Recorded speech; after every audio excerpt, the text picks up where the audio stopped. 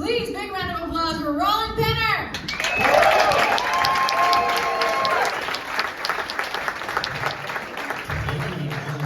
Oh my God. If I was 60 years younger, she could be my mom. And according to Joe Vu, I'd get to watch her on Pornhub. It's just kind of creepy, I gotta admit.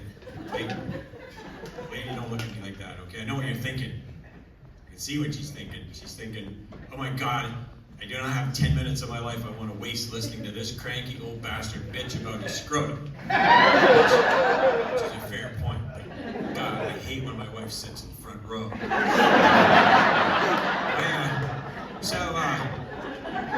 If you think I look a little out of place in this show, imagine how I feel. Okay? I mean, I've been eating ass for 45 years now.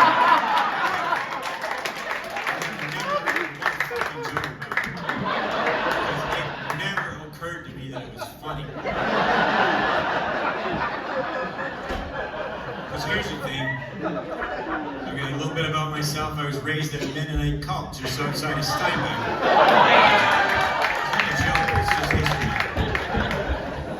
It was rough. First couple of years in school, I was bullied because of the way I looked and the way I dressed. There's this kid 2 years older than me. He'd chase me around the yard every recess. He'd give me noogies, wedgies, and steal my lunch. Finally, my parents were like, oh, this is not working at all. Maybe homeschooling is not the best idea. So then they sent me to the church school. So, okay, we've done the ass-eating jokes, now we're going to go religious. I didn't get bullied in school, but I did get a lot of trouble for my schoolwork. We had to write an essay on the history of the Catholic Church. 800 words they wanted. I know, I only wrote 50 words. I said the history of the Catholic Church is easy to understand. The Bible verse where Jesus says, suffer the little children to come unto me, is a misprint. What he actually said was, the little children who come unto me will suffer. I know, right? I got an F on that paper. I'm assuming because I only wrote 50 words, because you gotta admit the thesis is fucking sound. Then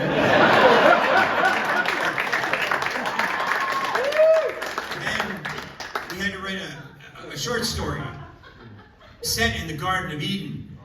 I was excited about that. I wrote a story about how Adam was not the first human God created. The first human God created was Carl. He formed Carl out of the dust of the earth, breathed into his nostrils a breath of life, and Carl became a living soul. That's scriptural, right? Carl, the problem was, only 2 months old when God created him. And then God had other shit to do. He had to go figure out how to name the platypus. And he left Carl alone in the garden for 20 minutes, came back, Carl was gone. He looked everywhere. Finally realized, fucking dingoes. I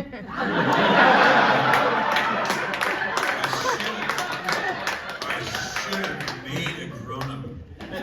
So they made Doug. He made Doug.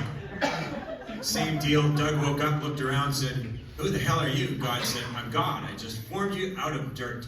And Doug said, I feel like you formed me out of shit. How old am I? God said, well, I wanted you to be a grown-up, so I made you 4,000 years old. And Doug said, oh, for fuck's sake. And then he died.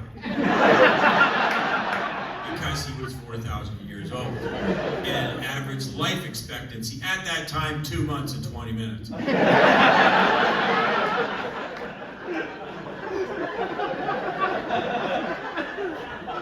Another F. I said, why an F? The teacher said, well, we didn't want fantasy, we wanted like a realistic story. Something like that. And I said, I should have put in some talking snakes.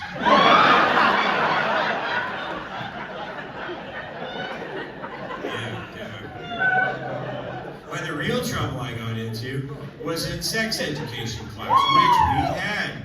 I know, that's how I felt. They didn't teach us much. They taught us, basically, sex is gross and disgusting.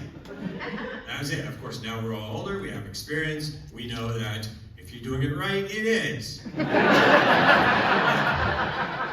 It's going to say, if you have sex and you roll over afterwards and you go, oh, that was great, I'm just going to suggest it wasn't that great.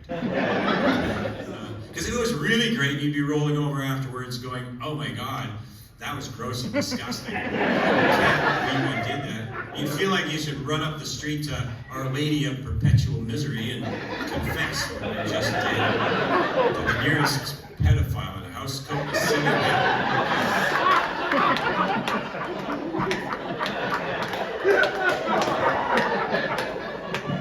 One of my Catholic friends heard me do that joke and said, you're going to go to hell for that joke.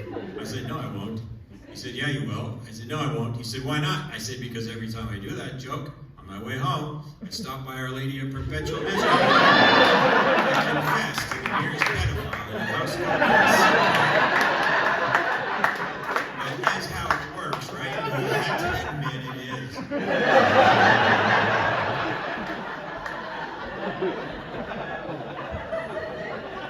Where was I going? Oh yeah, trouble. I got in trouble in class. They asked us, what does the Bible say about fornication? What does the Bible say about homosexuality? What does the Bible say about masturbation? And I was like, oh, I know this one. The teacher said, it's a trick question. The Bible doesn't say anything about masturbation. And I said, actually, I think it does. Matthew chapter 6, verse 3, the Sermon on the Mount, Jesus tells people kind of how to do it. You can look it up. So the teacher looked it up, read it out to the class. Matthew chapter 6, verse 3 says, don't let your left hand know what your right hand is doing.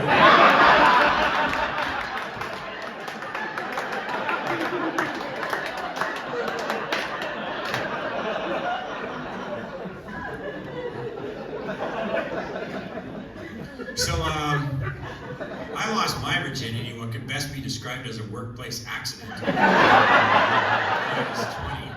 I don't really have time to go into all the details. It was what we'd call a happy accident, I guess. I've been married for 35 years. Thank you. I'm not all with the same woman, let's not go crazy. My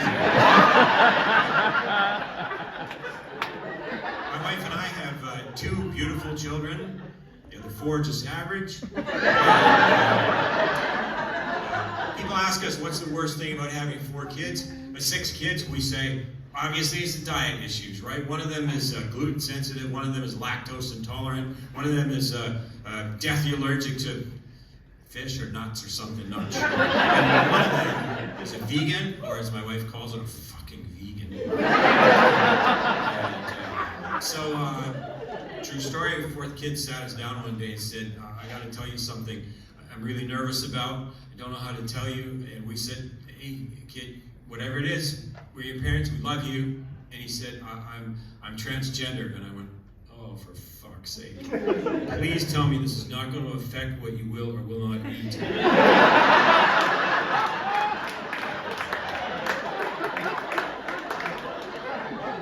He said it wouldn't, so we're good.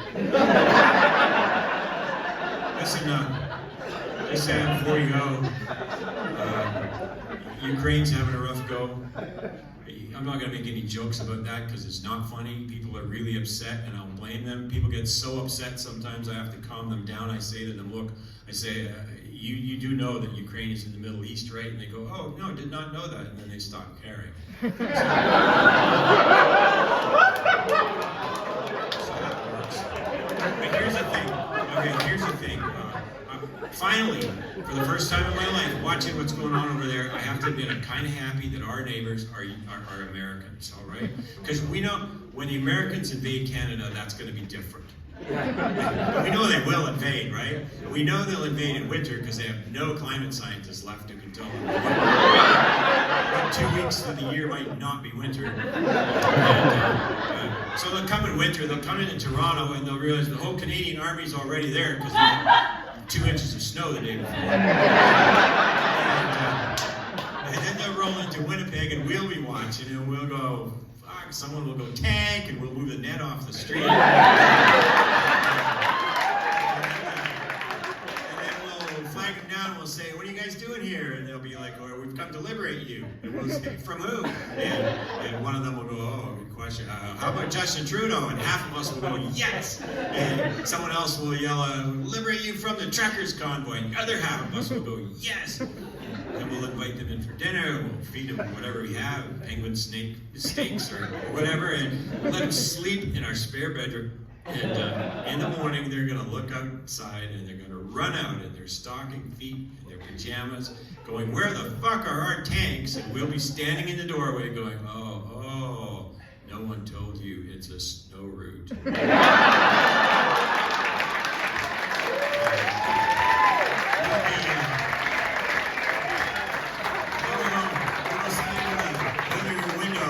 Like this. But they won't know because they'll think we're just waving, because unlike them, we'll be wearing mittens. Thank